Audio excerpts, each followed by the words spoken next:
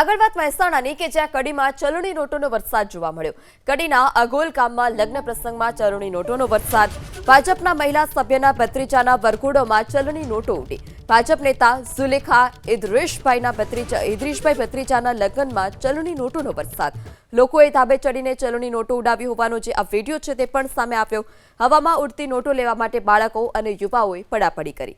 જીવના જોખમે લોકો નોટ લેવા પડાપડી કરી રહ્યા છે। અગાઉ પણ અગોલ ગામમાં નોટના વરસાદ મુદ્દે વિવાદ થઈ ચૂક્યો છે। જ્યાં ચલણી નોટનો વરસાદ થયો ત્યાં જ એબીપી અસ્મિતાની ટીમ પણ પહોંચી। ભાજપના મહિલા નેતાના ઘરની બહાર એબીપી અસ્મિતાની ટીમ પહોંચી। નોટના વરસાદને કારણે રાજ્યભરમાં આ મામલો અને આ લગ્ન ચર્ચાઈ રહ્યા છે। જિલ્લાના કડી તાલુકાના અગોલ ગામે ગઈકાલે એક વિડીયો વાયરલ થયો હતો, જેમાં લગ્નના વરઘોડાની અંદર નાણાંનો વરસાદ થાય છે। ચલણી નોટો જે ઉડાડવામાં આવે છે તેના હું આ દ્રશ્યો બતાવીશ કે કઈ રીતે આ જ ગલીની અંદર ગઈકાલે વરઘોડો નીકળ્યો હતો ને ત્યારબાદ ચલણી નોટો ઉડાડવામાં આવી હતી। ઝુલેખાબેન જે છે તેમના ભત્રીજાના લગ્ન હતા અને આ તેમનું ઘર છે। જો કે આ મુદ્દે એબીપી અસ્મિતાની ટીમ તેમના ઘરે પહોંચી છે, પરંતુ હાલમાં તેઓ કેમેરા સામે કોઈ પણ વ્યક્તિ કાંઈ પણ કહેવા તૈયાર નથી।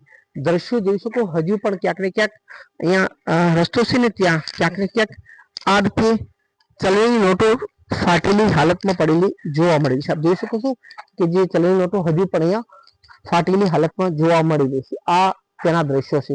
આપ જોઈ શકો છો કે વિવિધ જે ચલણી નોટો છે તે ક્યાંક ને ક્યાંક ફાટેલી હાલતમાં છે। આ પ્રકારે ક્યાંક ને ક્યાંક નોટો નો વરસાદ થયો હતો। આ રીતે ક્યાંક ને ક્યાંક અગોલની જે રસ્તાઓ હતા ત્યાં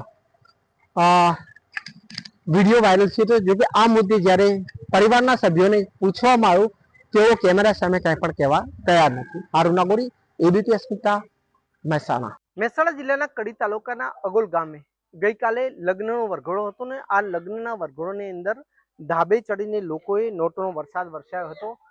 દ્રશ્યો બતાવે કે અગોલ ગામનો મુખ્ય ચોક છે ને આ મુખ્ય ચોકની અંદર ક્યાંક ને ક્યાંક વરઘોડો જ્યારે પહોંચ્યો ત્યારે લોકો ધાબે ચડાતા અને આ જ ધાબા ઉપર ચડી અને લોકો નોટોનો વરસાદ કરતા હતા। જો કે લૂંટવા માટે પણ મોટી સંખ્યાની અંદર લોકો ઉમટ્યા હતા। હું બાજુનું જે આંગણવાડી કેન્દ્ર બતાવીશ કે જે આંગણવાડીના કેન્દ્રના પતરા ઉપર પણ લોકો ચડી ગયા હતા। તેના આ દ્રશ્યો છે ને તેની આ દિવાલો આપ જોઈ શકો છો, તમામ દિવાલો ક્યાંક ને ક્યાંક ફાટી ગઈ છે। સવાલ એ છે કે આ જર્જરિત આંગણવાડી કેન્દ્ર ઉપર જે લોકો ચડ્યા હતા ને કોઈ દુર્ઘટના બની હોત તો જવાબદારી કોની હોત? કારણ કે જે રીતે સમગ્ર ઘટના ને જે વિડીયો વાયરલ થયા છે તેમાં મોટી સંખ્યાના લોકો ધાબે ચડ્યા હતા અને ધાબેથી જ ક્યાંક ને ક્યાંક નોટોનો વરસાદ કરી રહ્યા હતા અને તેને લૂંટવા માટે મોટી સંખ્યાની અંદર લોકો ક્યાંક ને ક્યાંક પડાપડી કરતા પણ જોવા મળ્યા હતા। હારૂન નાગોરી, એબીપી અસ્મિતા, મહેસાણા।